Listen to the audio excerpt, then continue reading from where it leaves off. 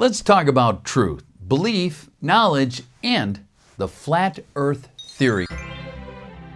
One of the most important aspects of the flat earth theory is that it focuses us to ask ourselves, how do we distinguish what we know to be true from what we simply believe to be true? Some people turn to science for help with this, but real science can never offer us truth. The best science can ever say is, here's a useful theory that seems to describe the elements of our world in a way in which it's useful to us for our current purposes.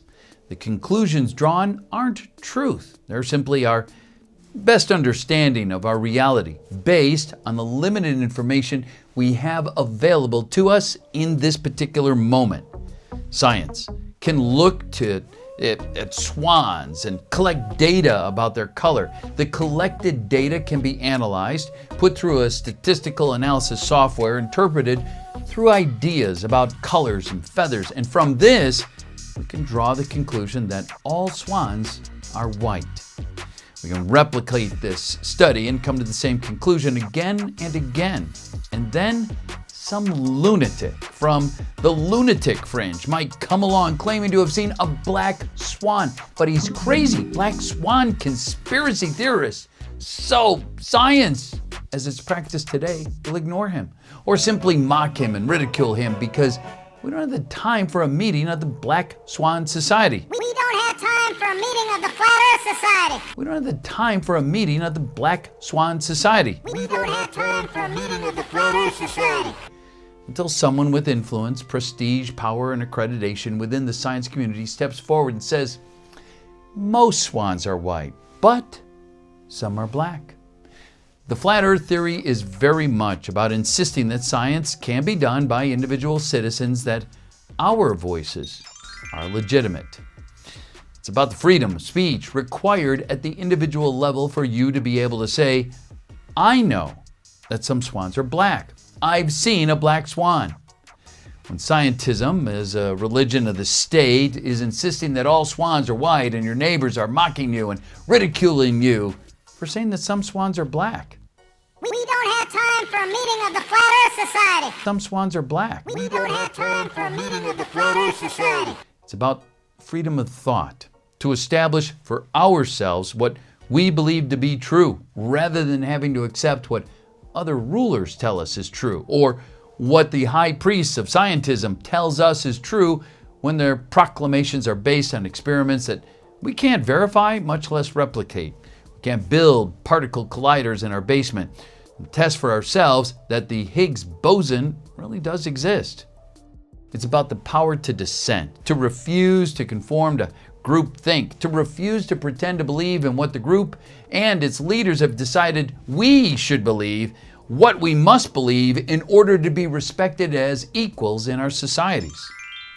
In the 1950s, the world was promised a bright future where we would have colonies on the moon, flying cars, holidays in space, and affordable housing for everyone, and glass and metal towers reaching up to the skies.